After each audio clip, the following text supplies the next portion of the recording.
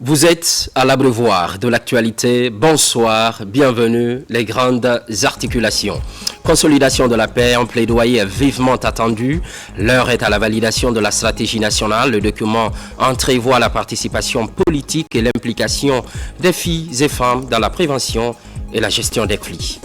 Assainissement avec ce beau témoignage des relations civilo-militaires, le quartier Nasrallah en banlieue de Conakry mobilise à la fois jeunes, autorités, ainsi que la gendarmerie et la police. Autre message filtré, l'éradication de la violence. Cancan pour parler des échos de Fitness Tour. Pour cette deuxième édition, les jeunes ont pris rendez-vous au stade Mbaloumadi Diakité. La bonne santé et le calme dans le Nabaya demeurent les enjeux de cette retrouvaille. C'est tout pour les titres. Consolidation de la paix, je vous le disais à l'instant, un plaidoyer vivement attendu. Place pour le moment à la validation de la stratégie nationale. Le document entrevoit la participation politique et l'implication des filles et femmes dans la prévention et la gestion des conflits. Robert Siditolno, compte rendu. Le groupe de travail Femmes et Jeunes, Paix et Sécurité en Afrique de l'Ouest et au Sahel multiplie les initiatives dans le cadre de son projet Filles et Femmes pour la construction de la paix en Guinée. Pour cette session de début d'année, le thème débattu porte sur la validation de la stratégie nationale de plaidoyer pour la participation politique et l'implication des filles et femmes dans les mécanismes de prévention, gestion et résolution des conflits en Guinée. Cet atelier de validation est l'aboutissement de nos efforts collectifs. Il vise à présenter et à valider le rapport de consultation ainsi que le draft de la stratégie nationale de plaidoyer. Grâce à ces efforts, nous allons recueillir des commentaires, des suggestions et des amendements précieux qui vont enrichir cette stratégie. Je voudrais réaffirmer notre engagement, l'engagement des deux ministères à accompagner le processus de mise en œuvre des activités du dit projet, mais vous réaffirmez que ce document qui a été validé sous réserve d'intégrer les différentes observations faites fera un outil de plaidoyer auprès du gouvernement dans le but de son opérationnalisation. Appuyé par le Fonds des Nations Unies pour la consolidation de la paix, ces échanges multi-acteurs ont abouti à de nombreuses recommandations. Comment les filles et femmes de Guinée peuvent concourir à la paix si la stratégie que nous proposons n'est pas les leurs, si la démarche de plaidoyer que nous préconisons ne répond pas à leurs attentes? Donc voilà toutes ces préoccupations que je vous invite à regarder attentivement dans ce document pour qu'au sortir d'ici, on n'ait pas de doute si cette stratégie va permettre non seulement de conduire un plaidoyer, mais d'arriver à ce qu'en République de Guinée, les filles et les femmes, leur avis soit pris en compte au plus haut niveau en matière de consolidation de la paix en Guinée. Ces travaux viennent s'ajouter à ceux déjà réalisés par l'Association à l'intention des organisations féminines pour la collecte efficiente des données en vue d'avoir un socle pour élaborer une stratégie nationale de plaidoyer harmonisée en faveur d'une paix durable en Guinée. L'accès des entreprises au financement, une démarche salutaire, mais la garantie de ces fonds suscite des réflexions. Le dernier conseil d'administration a permis de dévoiler des perspectives. Les recommandations non satisfaites sont également reconduites, notamment l'obtention des agréments des membres du conseil d'administration. Abdul Karim Kamara. Certes, des mécanismes existent aujourd'hui pour aider les PME à accéder au financement. Là-dessus, l'une des innovations apportées par le CNRD est la question de garantie et suivi. Au ministère du Commerce, Industrie et PME, le Fonds de garantie des prêts aux entreprises trace progressivement les sillons de cette politique du gouvernement. Ici, les acteurs en charge des opérations tiennent le deuxième et dernier conseil d'administration 2024 du dit fonds. Nous avons débattu sur l'ensemble des projets que nous avons en cours, sur le budget de fonctionnement, mais surtout sur comment faire en sorte que nous ayons des projets structurants pour l'année 2025. À date, Nous avons accompagné près de 4000 PME qui se trouvent un peu partout. Mais ce qu'il faut comprendre fondamentalement, les banques sont les premiers partenaires du fonds de garantie qui permettent aussi à l'État d'avoir un accompagnement puissant au niveau des différents services qui sont là. Le fonds de garantie des prêts aux entreprises, dans sa mission de soutien aux entreprises, de stimulation de l'emploi et de promotion de l'innovation, l'on accorde assez de prix au caractère silencieux de la garantie. Comme vous savez, le fonds, c'est une structure hautement stratégique. Nous voulons sincèrement ici remercier le président de la République, le général Mamadi Doumbouya, qui a eu la volonté et qui a tout fait pour mettre le fonds et injecter de l'argent pour supporter le secteur privé et les PME guinéens qui sont agents vecteurs de croissance de l'économie de notre cher pays. La rencontre a permis au Conseil de prendre acte des recommandations déjà satisfaites et décide de reconduire celles non satisfaites, notamment l'obtention des agréments des membres du CA et la revue du manuel de procédure du Fonds de garantie des prêts aux entreprises. Entrepreneuriat jeune à présent, on fonce à Mali Mbere pour comprendre comment ça évolue concrètement. Dans un premier temps, la formation sur place, 105 jeunes renforcent leurs capacités sur divers corps de métier. On cite un exemple, la saponification, le montage de projets ou encore l'entrepreneuriat agricole, la structure Mali Chomois pilote la session. Mamadou Saliouba nous fait le point. C'est ici, à la Maison des jeunes de Mali, que la formation est lancée à l'intention de 105 jeunes, axés sur plusieurs corps de métier comme le montage de projets, la saponification et l'entrepreneuriat agricole. Derrière ce projet d'insertion socio-professionnelle, la structure Mali Chemois, avec l'appui technique de l'ambassade de la Grande-Bretagne en Guinée. Une fois dans nos différentes localités, nous serons capables de lutter contre le chômage et créer plein d'autres entreprises. Nous pensons que la formation est la base même du développement. L'idée, c'est d'avoir des groupements d'entreprises à Mali pour pouvoir, de leur côté aussi, participer au développement de la préfecture de Mali en général. Les présidents des délégations des rurales aussi se sont impliqués pour faire le choix, chacun dans sa localité, des participants. En lançant les travaux, l'ambassadeur britannique a exprimé la volonté de la Grande-Bretagne à accompagner la Guinée dans la qualification des jeunes. Je voulais que l'ambassade soutienne ce projet parce que pour moi, l'éducation est très très importante. La formation, ça fait partie de l'éducation. Mais je dois dire que c'est pas les gouvernements vraiment qui créent la croissance, qui crée les emplois. Ça, c'est le secteur privé. Nous, citoyens de Mali, on va pérenniser ces acquis. Tous ces dons, tout ce que vous avez pensé pour la préfecture de Mali. Cette session augure de belles perspectives à Mali dans la lutte contre le chômage. Les bénéficiaires comptent renforcer les acquis pour créer de l'emploi et générer des revenus pour la population. Remise à Farana des attestations aux filles et femmes formées dans les métiers générateurs de revenus. Des appuis également leur sont apportés. C'est dans le cadre du projet SWED. L'ONG Senafod assure la mise en œuvre. Ibrahima Oulen-Fofana est sur place. Le sous-projet accroître les opportunités économiques de filles et femmes du projet SWED, une véritable opportunité d'autonomisation de la gente féminine.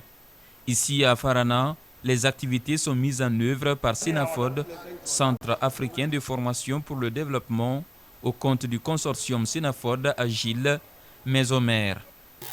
Notre présence ici se justifie par la remise des attestations et des appuis aux filles et des femmes formées au KF et au CFP pour les corps de métier générateurs de revenus intéressant la couture, la coiffure, la teinture, l'art culinaire, la broderie et la saponification. À mes chères mamans, aujourd'hui vous avez été formés, vous avez bénéficié d'une formation.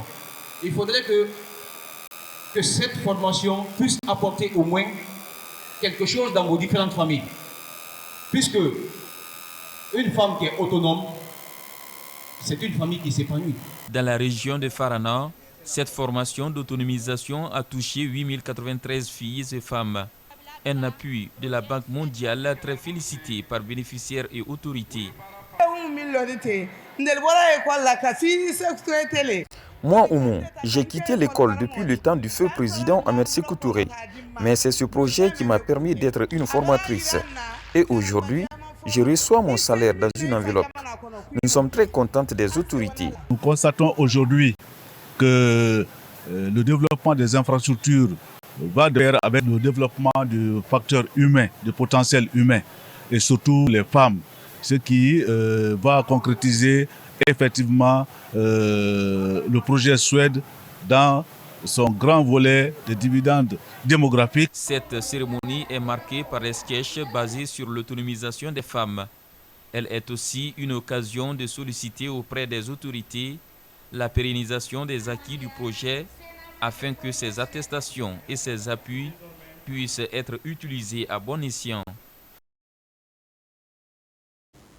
Pendant ce temps, les populations de l'Aîné sont en extase. Nous sommes bien dans la préfecture de Lola. Il s'agit de la libération de 71 détenus, parmi eux des personnes âgées, des femmes et des mineurs, mettant fin à leur incarcération.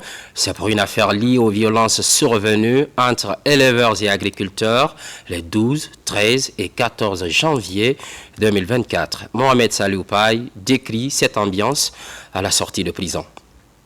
En détention depuis janvier 2024, 71 détenus recouvrent la liberté suite à une audience de référé pénal. Ils étaient poursuivis dans l'affrontement entre agriculteurs et éleveurs survenu dans la commune rurale de l'Aîné à Lola. Cette mesure est un signal fort qui vise à encourager la cohésion sociale et à promouvoir le vivre ensemble entre les communautés. L'objectif de notre présence ici à l'Aîné, c'est de venir accompagner les 71 personnes qui ont été arrêtées et conduites dans les différentes prisons de la Guinée, qui ont été libérées par le président de la République en la personne du général Modi Doumbia. C'est une grande joie pour moi de les voir parmi nous et qu'on séjourne ensemble, qu'on s'agite ensemble. Ce que Dieu dit, c'est ce qui se fait. Vraiment, je remercie le gouvernement d'avoir libéré mes frères. L'initiative est vivement saluée par les autorités communales et la notabilité de l'Aîné qui ont formulé des recommandations afin de garantir une paix durable dans la région. D'autres mesures sont attendues pour ainsi éviter de tels conflits. Il s'agit d'assurer une meilleure gestion des relations entre éleveurs et agriculteurs. Nous voudrions réellement remercier tous les acteurs impliqués dans la libération de ces prisonniers. C'est pourquoi je voudrais interpeller tout le monde, que ce soit éleveur et agriculteur, pour que chacun respecte ses devoirs, pour que le droit soit respecté. Vraiment, Excellence, Monsieur le Président, nous qui sommes là, nous ne sommes seulement que des citoyens. Nous vivons aux dépens de vous. On vous remercie d'avoir libéré nos enfants. La réintégration de ces personnes dans leurs communautés respectives est perçue comme une étape importante pour renforcer le tissu social et éviter de nouvelles tensions en région forestière. Service spécial de lutte contre le crime organisé, le commissaire principal de police, Mohamed Lamine Simakan, est promu à la tête de cet important service relevant de la présidence de la République. Il remplace le commissaire divisionnaire de police, Abdul Malik Koné, passage des témoins attesté par le vérificateur général, colonel Morikaba de la police nationale. Après plus de 2 ans à la tête des services spéciaux et de la lutte contre le crime organisé, le commissaire divisionnaire de police Abdul Malik Koné passe témoin au tout nouveau patron du secrétariat général de la République chargé des services spéciaux et de la lutte contre le crime organisé. En passant le témoin aujourd'hui à mon successeur, je ne doute pas son engagement de poursuivre le combat avec détermination, patriotisme et loyauté. Aux cadres et agents, policiers et gendarmes, je vous invite dès maintenant à resserrer les rangs autour de lui, le soutenir. Le promu mesure déjà l'ampleur de sa mission. Pour la réussir, le commissaire principal de police, Mohamed Lamine Simakan, tend la main à ses nouveaux collaborateurs. Il s'agit de restaurer la confiance entre mon service et la population, de faire reculer les violences, de casser le trafic de tout genre, mais surtout de trouver les solutions que la sécurité guinéenne doit assurer durablement. Chers collègues de service, pour atteindre mes objectifs, j'en appelle à votre esprit patriotique. Monsieur le secrétaire général entrant, promu par le chef de l'État, parce qu'il le connaît et il sait qu'avec lui, du bon travail sera fait. Et donc, en vous félicitant, je voudrais inviter tout le personnel de cette grande direction, veiller à ce que les partenaires de notre pays qui viennent investir dans ce pays soient en sécurité. Et Dieu vous en donne la force, l'intelligence, la sagesse et la santé pour y parvenir. C'est dans une atmosphère détendue devant un parterre d'invités que le nouveau patron des services spéciaux, le commissaire principal de police Mohamed Lamine Simakan, a été installé dans ses nouvelles fonctions. Ce dernier prend les rênes de ce département dans un contexte de refondation des institutions de la République tel que prôné par les autorités du CNRD depuis le 5 septembre 2021. Justement, dans la municipalité de Sonfonia, une brigade communale vient d'être installée. C'est un dispositif de salubrité publique déployé par la délégation spéciale de la zone. En plus de l'assainissement, la brigade va lutter contre l'insécurité. Aboubakar Diaby. Dans la nouvelle commune de Sonfonia, la lutte contre l'insalubrité et l'insécurité reste au cœur des activités de la nouvelle équipe dirigeante de cette nouvelle commune de la haute banlieue de Conakry. Déjà, une nouvelle garde communale est créée. Elle représente un pont entre la commune et les citoyens. Chaque numéro identifie le garde entrant sur le terrain. Et les citoyens aussi, à leur tour, dans les agissements de ces différents gardes communaux, peuvent vous faire des retours de la commune. Et une fois que tu as un garde en face de toi, tu as son numéro en face, la façon d'agir de ces gardes-là, que ce soit dans le bon sens ou dans le mauvais sens, tu peux faire le retour à la commune. Nous allons l'identifier et pouvoir améliorer le service au fur et à mesure. Cette nouvelle garde communale de Sonfonia, formée et équipée, incarne des valeurs citoyennes de la collectivité locale. La garde communale a pour but le bon ordre, la sécurité, la salubrité publique, la tranquillité publique, l'esthétique publique et la dignité humaine. Madame la présidente de la délégation spéciale a pris la bonne initiative de lancer le recrutement et la formation et la mise en place de sa garde communale conformément au code des collectivités locales. J'appelle à la population de rester calme, serein envers cette garde. Sans eux, cette garde-là ne pourra pas accomplir leur mission. C'est de les respecter, de leur accorder le maximum de respect. Pour la mise en place de cette police communale, la délégation spéciale de Sonfonia est accompagnée par le ministère de l'administration du territoire et de la décentralisation. Ces jeunes issus de la communauté de Sonfonia ont tous reçu un extrait du code révisé des collectivités locales, un document qui va les servir de bréviaire pour mener à bien leur mission. Développement local, préfecture de Beila, précisément Moribadou, l'association de ressortissants de Massanta lance ses activités, entre autres la mise en valeur de plusieurs espaces maraîchers dans la zone d'implantation du projet Simandou. Il est essentiellement question de créer d'autres emplois au-delà des opportunités offertes par ce projet minier. Lancé Kamisoko, correspondance. Les femmes de Massanta vivant à Moribadou se rangent en ordre de bataille pour l'amélioration de leurs conditions de vie.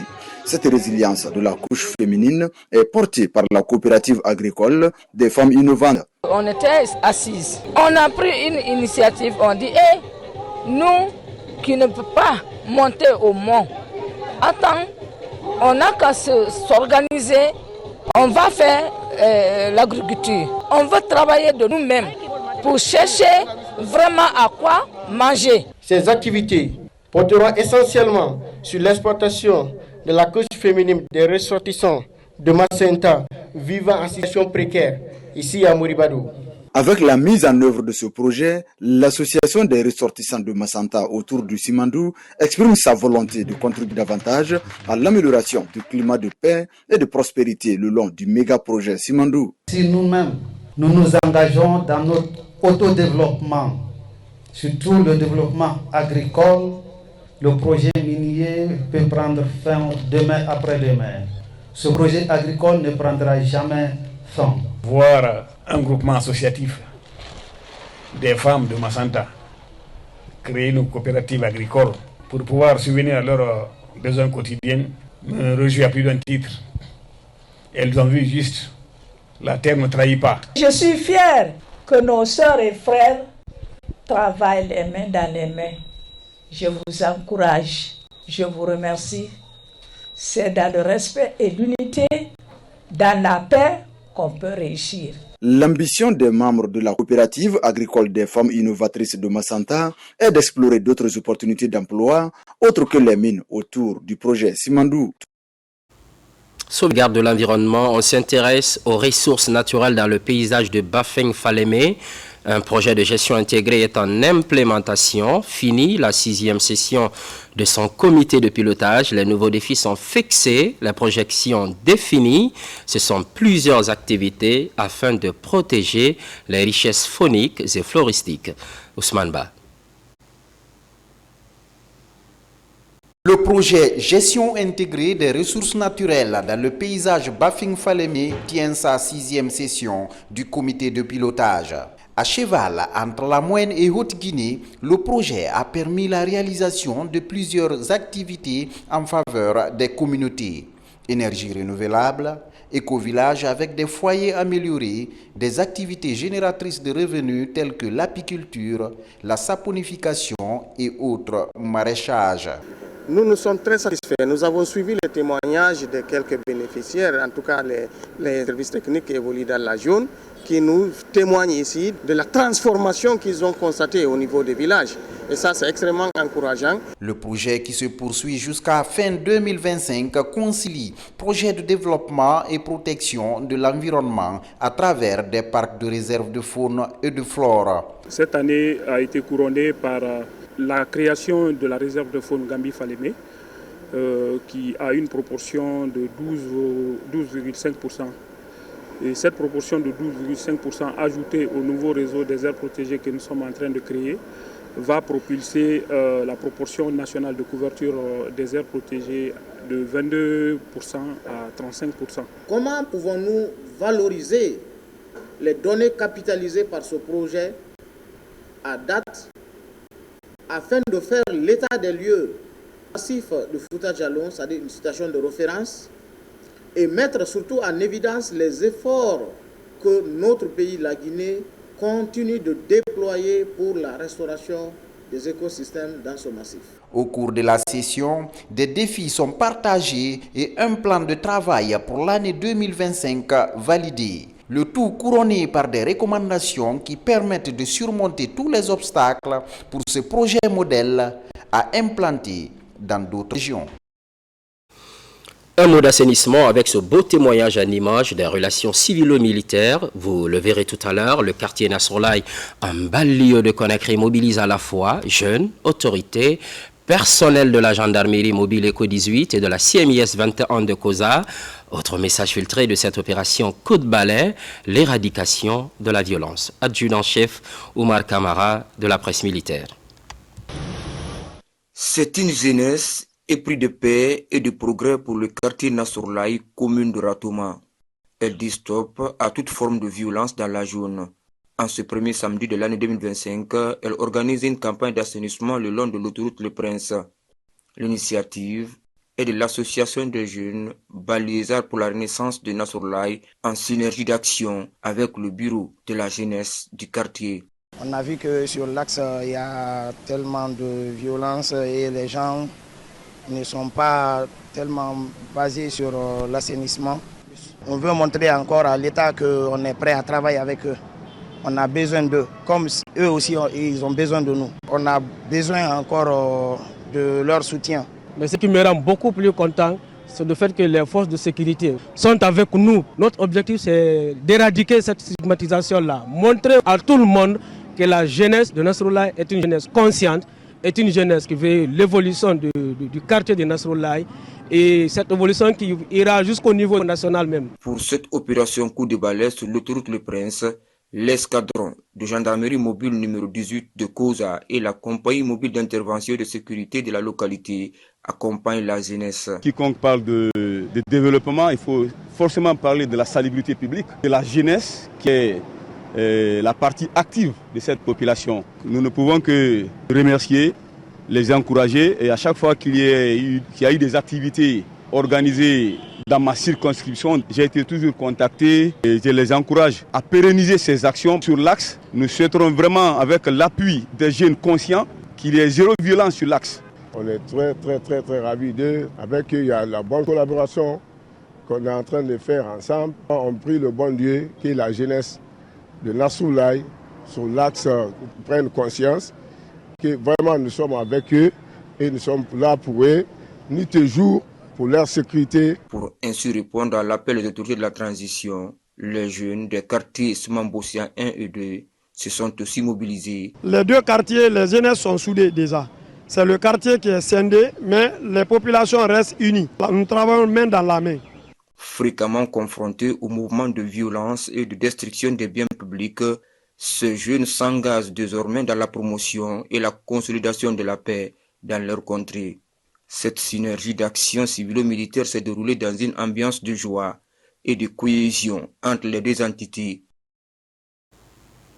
Journée d'assainissement également en province. À Boké, les membres de l'association pour le développement de Kakandé se mobilisent. L'objectif étant de rendre propre la ville, même démarche entreprise par les autorités communales de Kissidougou. Les espaces publics sont l'objet de nettoyage. Le condensé avec Younous Atawel Kamara. Réunis au sein de l'Union pour le développement de Kakandé, ces filles et fils ressortissants de Boké ont jugé nécessaire de venir donner un coup de balai à la ville. En compagnie des autorités communales et des jeunes résidents, les membres de cette association procèdent à l'assainissement des différents lieux publics de la ville. Il s'agit des locaux du centre culturel, la place des martyrs et les artères publiques de cette commune urbaine. Nous avons voulu d'abord commencer par l'assainissement. Le pourtour vraiment du centre, essayer de rendre là-bas propre. C'est un bonheur pour nous et pour la population de Boké. Et nous voulons quand même rentrer dans la nouvelle année avec la santé, la joie, la prospérité et le développement de Boké. Nous disons grand merci à l'Union pour le développement de Kakandé pour l'initiative qu'ils ont entamée. Nous en appelons à tout un chacun pour que réellement l'an 2025, ça trouve que réellement il y a l'esprit civique pour que chacun de nous parvienne à faire en sorte que vraiment de respecter les procédures concernant sur l'évacuation des ordures. Même opération d'assainissement du côté de la ville de Kissidougou. Là aussi, autorités préfectorales et communales, appuyées par les jeunes et groupements de femmes, sont mobilisées pour rendre propres les différents lieux publics. Nous sommes donnés la main pour mettre en œuvre les instructions données par le ministre de l'administration et du territoire à travers le président de la République, le général Mamadi Doumbouya. Donc on voudrait dire merci à tout le monde, merci à nos groupements de femmes, merci aux jeunes, merci aux travailleurs de la gare routière de Kissidougou pour cette forte mobilisation. Plus tard, 8h30 déjà, nous on était sur le terrain pour le nettoyage de la ville de Kissidougou. Parce que sans la propriété, il n'y a pas de santé. Vraiment, félicitations pour le monde et vive le président de la République, le général Mamadi Doumbouya. Ces différents coups de balai organisés à la commune urbaine de Boké et de Kissidougou est une manière pour les initiateurs d'adhérer à la politique nationale de lutte contre l'insalubrité. Sur tout autre plan, abus et harcèlement sexuel, la prévention et la réponse au phénomène mettent en mouvement le gouvernement et l'Organisation mondiale de la santé. Agents des forces de défense et de sécurité et techniciens de santé seront bientôt mis à contribution pour lutter contre ces néfastes pratiques. Les bénéficiaires sont issus des régions de l'Abbé et de Mamou. Sarafedine Diallo, Sona Sagno. L'Organisation mondiale de la santé pratique la tolérance zéro à l'égard de l'exploitation, les abus et le harcèlement sexuel. L'objectif de cet atelier est de trouver des solutions pour prévenir et combattre ces pratiques néfastes à la couche féminine. L'objectif général de cette formation est de doter les participants de connaissances et de compétences nécessaires pour contribuer à la création d'un cadre de travail sûr et se protéger contre tous les types d'induction sexuelle Des thématiques comme l'exploitation, les abus, le harcèlement, la politique de tolérance zéro ont été débattues au cours des travaux de groupe. Nous avons passé en revue les définitions de ces thèmes-là pour que les uns et les autres comprennent de quoi il s'agit quand on parle d'inconduite sexuelle. C'est quoi un harcèlement? C'est quoi l'exploitation sexuelle? C'est quoi l'abus sexuel? Aujourd'hui, c'est un fléau dans nos communautés. L'OMS tient vraiment à venir auprès des communautés pour passer le message. J'ai appris beaucoup de choses, particulièrement à l'exploitation des abus sexuels et harcèlement sexuel. L'atelier, ça s'est bien déroulé. Et les textes qu'on nous a donnés, vraiment, ça nous va droit au cœur. Le gouvernement guinéen et ses partenaires inscrivent en lettres d'or et au premier rang la lutte contre l'exploitation, les abus et le harcèlement sexuel des filles et des femmes.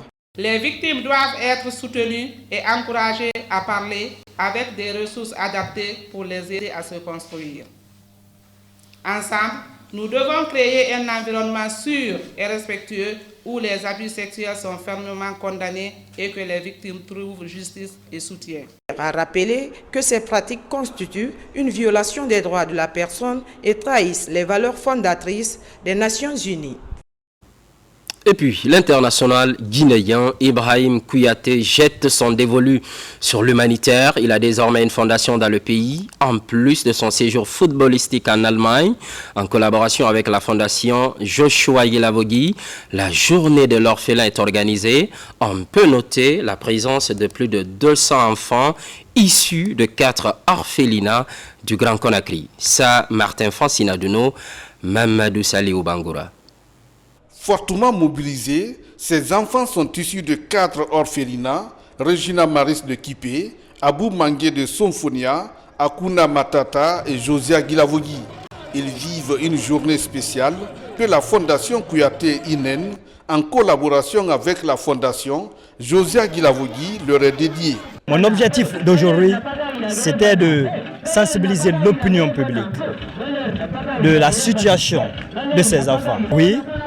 Après aujourd'hui, ça me donne encore beaucoup de force, beaucoup de motivation de faire encore plus. Je ferai mon mieux pour accompagner ces enfants vers leur objectif.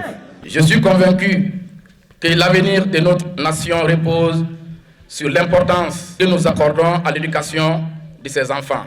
Le geste que nous posons aujourd'hui aura un impact positif immense sur le développement de notre chère Guinée. Des jeux, des spectacles de danse et de musique permettent aux enfants 4 orphelinats réunis de s'amuser tout en créant des souvenirs joyeux. On nous a donné à manger, on s'amuse bien. Ça m'aide à faire la connaissance de ceux que je ne connais pas et aussi essayer d'être leur ami. Les enfants placés en institution ont aussi droit aux activités de loisirs et de divertissement qui se passent soit entre eux ou au sein de la communauté. La journée de l'orphelin, organisée par la Fondation Kouyaté Inen, en collaboration avec la Fondation Josia Gilavogui, a été un succès marqué par des moments d'émotion et de partage. L'international guinéen Kouyaté Ibrahim, évoluant dans un club allemand, a également offert des vivres aux responsables des 4 orphelinats mobilisés à cet effet. Pendant ce temps, la mission évangélique du Calvaire 2025 commence avec de nouveaux défis. Cette église compte mettre l'évangélisation au centre de ses préoccupations. L'ambition a été exprimée au terme de 4 jours de partage de la parole biblique. Ça se passe entre fidèles guinéens et étrangers. La rencontre a lieu à Kendoumaya, préfecture de Koya. Ça, à Maratolno. Allez et faites de toutes les nations des disciples, déclare la Bible. En vertu de cette parole, les fidèles de la mission évangélique du Calvaire se sont réunis à Kendoumaya pour apprendre comment prêcher la parole de Dieu. L'enseignement est donné par des hommes de Dieu guinéens et étrangers. L'ordre suprême que Jésus a donné, c'est la formation des disciples. L'Église doit être composée des hommes et des femmes engagés et qui soient en mesure de témoigner de Jésus aux autres. Nous avons tiré des leçons. Il y a eu des prières pour l'église guinéenne, des prières pour la nation guinéenne, des prières pour nos dirigeants, les pasteurs qui nous ont élevés, qui nous ont fait grandir dans la parole de Dieu. Au terme de 4 jours d'études bibliques, ces croyants s'engagent à apporter désormais l'évangile sur tout le territoire guinéen, en particulier, et aux 4 coins du monde en général. J'ai été aiguisé, équipé, établi pour annoncer l'évangile de Dieu. Et Christ m'a sauvé. Il m'a sauvé pour que je le serve sans crainte. En tant que femme, c'est d'encourager les femmes comme moi à partager leur témoignage avec ceux et celles qui ne connaissent pas le Seigneur. Cette rencontre, appelée Convention Capro, est la première plus grande rencontre de ces fidèles depuis l'implantation de leur église baptisée Mission évangélique du Calvaire en Guinée. Religion toujours, à l'occasion du Nouvel An, la délégation du secrétariat général des affaires religieuses est aux côtés des fidèles anglicans pour un culte commun. Seul objectif, prier pour la Guinée et sensibiliser sur la préservation de la quiétude sociale. Marouane Kamara. Après plusieurs églises de la capitale, le chef de cabinet du secrétariat général des affaires religieuses poursuit sa tournée de sensibilisation sur la paix. À la cathédrale Toussaint de Conakry de l'église anglicane de Guinée, la délégation du secrétariat général des affaires religieuses rejoint les fidèles pour une journée spirituelle marquée par des prières pour l'unité et pour les autorités. Cette tournée a commencé depuis la période de Noël et nous poursuivons justement cette tournée en passant dans les églises, et d'autres aussi sont en train de passer dans les mosquées afin de pouvoir inviter les Guinéens véritablement à préserver la paix qui est si chère à notre nation. Il revient à tous les chrétiens de pouvoir prier pour les autorités, de même que pour les musulmans, de prier pour les autorités, parce que la conduite de la destinée d'une nation dépend des autorités du moment. Cette journée de culte commun a mobilisé plusieurs anglicans. À travers des versets bibliques et des cantiques religieux, ces artisans de la paix implorent la grâce divine pour le pays et invitent les Guinéens à la préservation de la quiétude sociale. Le Guinéen doit maintenant bouger dans son cœur, dans sa pensée, dans sa façon de faire. Pas s'asseoir et dire que ce que l'autre fait est toujours mauvais. Non. Bougeons, bien-aimés. Marchons. Marchons pour que ce pays-là soit aussi parmi les beaux pays, les bons pays. J'interpelle et j'invite nos autorités à servir Dieu. Car si nous mettons Dieu, nous sommes sauvés de tous nos problèmes. La Guinée étant un pays pionnier de la paix, ses fidèles appellent les populations de toutes les obédiences religieuses à adhérer à cette politique de prière commune afin de construire un lendemain meilleur dans l'entente et l'amour fraternel. Depuis le 31 décembre, le port de Bolbini est inaccessible. Le site reste fermé et à juste raison. La sécurité des usagers, mais la traversée, quant à elle, n'est pas interdite. Pendant ce temps, les usagers sont obligés d'emprunter des bateaux sécurisés, une mesure permettant de sauver des vies en cette période de festivités de Nouvel An. Nabilaï Moussa Kamara pour compléter.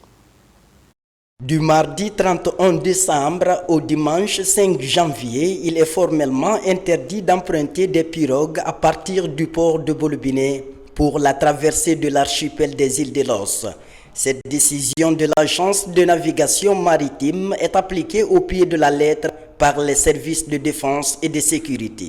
L'enjeu est de sécuriser les usagers en cette période de forte mobilité due aux festivités de fin d'année. Et depuis le début de l'opération, le suivi est régulier. Nous sommes à la fin de ces opérations. Aujourd'hui, en synergie avec la société navale, avec la préfecture maritime et tous les services de force de défense et de sécurité, nous avons pu assurer la sécurité de tous les passagers. C'est ce qui fait que jusqu'à maintenant, nous n'avons pas enregistré des cas d'incidents majeurs. Et si vous avez constaté, vous avez vu les bateaux qui sont en train de transporter des passagers du quai de Sandarvalia jusqu'au quai de Roum, de Kassa, ainsi de suite. Donc je pense que c'est un œuvre de soulagement. On va remercier les autorités qui ont mené ces activités. On remercie le président de la République à travers tout son gouvernement. Ainsi, durant une semaine, pour profiter du cadre enchanteur des îles, la gare maritime de Sandarvalia et la marina du Petit Bateau sont les 2 points d'embarquement.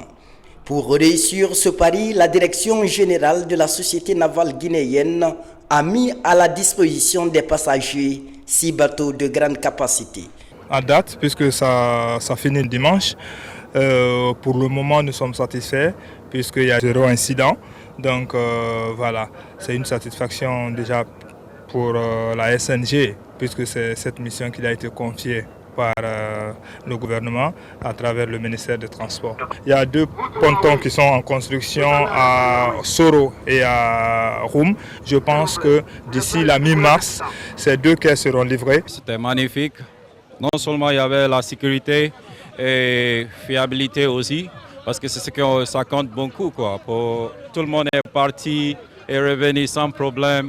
C'est ce qu'on a besoin de ça depuis. On peut dire que merci à Mamadi Doumbouya pour apporter ces supports-là pour la Guinée, quoi. Parce qu'en extérieur, c'est la même chose qu'on utilise là-bas. Dans un passé récent, les drames étaient récurrents lors des festivités du Nouvel An. Cette année, le dispositif sécuritaire est renforcé. Une vaste campagne de sensibilisation est aussi mise en branle pour des festivités sans accident sur la façade maritime. La traversée maritime rime aussi avec la découverte. Direction Forécaria. De plus en plus, le tourisme se développe. La promotion du secteur intéresse des bonnes volontés. Derrière cette conviction, les jeunes parviennent à s'insérer professionnellement. Ces initiatives offrent au public une gamme diversifiée d'activités récréatives. Cheikh Sanusi Sankon. Cette inauguration des espaces touristiques des Jardins d'Éden à Dandaya a eu lieu en présence des autorités communales et préfectorales de Forécaria. Cet événement qui marque le lancement d'une nouvelle dynamique récréative dans la préfecture est salué chaleureusement par les autorités présentes. Nous sommes venus pour l'inauguration de l'attraction des Jardins d'Éden. J'étais invité par M. Maracolé pour venir faire assister à l'inauguration de cette installation. C'est ça qui m'a motivé de venir avec mes cadres pour venir les soutenir moralement. Parce que ce qu'il fait, c'est dans notre préfecture. Si on ne l'accompagne pas, on ne connaît pas notre rôle. Nous sommes réunis ici pour célébrer l'ouverture officielle de 2 nouvelles attractions majeures. La tyrolienne et le parcours d'acrobranche du complexe Jardin d'Éden, qui représente une avancée significative pour le secteur touristique de Forécaria. Les Jardins d'Éden de Forécaria, un site écotouristique, offre désormais une multitude d'activités. Cette diversité d'offres fait des Jardins d'Éden un lieu idéal pour les amateurs de loisirs et de sensations fortes. Votre présence en ce jour spécial témoigne de votre intérêt pour le développement du tourisme, des loisirs et de l'éco-aventure dans notre belle préfecture. Permettez-moi avant tout d'exprimer ma reconnaissance à tous ceux et celles qui ont contribué à la réalisation de ce projet ambitieux. Je suis vraiment contente que tout ce public se déplace pour venir au Jardin d'Éden, l'ouverture de l'acrobranche et de la tyrolienne. Et vraiment, ça me va droit au cœur. L'ouverture des Jardins d'Éden à Dandaya constitue un tournant pour le tourisme à Forécaria. Grâce à son large éventail d'activités et son environnement naturel d'exception, cet espace devient une destination clé, mettant en valeur le potentiel touristique de la région. Et surtout un site pour bien évacuer le stress. Cancan pour parler des échos de Fitness Tour. Pour cette 2e édition, les jeunes ont pris rendez-vous au stade Mbaloumadi Diakité. La bonne santé et le calme dans le Nabaya demeurent les enjeux de cette manifestation sportive et culturelle. Djamokaba, correspondance. Le fitness est un autre spectacle sportif capable de séduire le grand public. Au stade Mbaloumadi Diakité de Cancan, cette ambiance inoubliable est lancée par la coalition des jeunes de Nabaya pour retrouver la joie de la convivialité. Fraternité et bien-être du corps et de l'esprit sont au rendez-vous pour revigorer les liens sociaux. Aujourd'hui, c'est une fierté pour moi de me retrouver parmi la jeunesse de la Haute-Guinée, particulièrement la jeunesse de Nabaya, qui organise une fête des jeunes qu'on appelle fitness. Ça fait la 2e fois. Si ça s'élargit jusque sur le plan national, je crois le résultat vraiment sera salutaire. Et chaque Guinéen doit penser à l'unification de ce pays pour avoir la paix, la quiétude et l'entente. En musique, ces adeptes du fitness enchaînent des exercices pour optimiser l'endurance cardiovasculaire, la lutte contre le stress et des maladies. Autant d'enjeux du fitness pour réduire les risques de maladies. Cet événement sportif et mémorable révèle d'une importante capitale, car il contribue à l'amélioration de la santé publique de la population.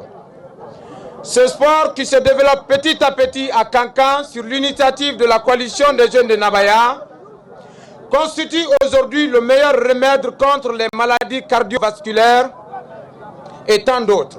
Cette pratique sportive entretient la flamme de la cohésion de la jeunesse de Baté. La deuxième édition du Fitness Grand Tour de Nabaya annonce le nouvel an. Un nouvel an plein d'espoir pour la cause juvénile. C'est tout pour les infos. Merci pour l'estime sans cesse renouvelée. Merci également d'être au rendez-vous de la Guinée, notre paradis, terre de richesse et d'innovation. À très vite.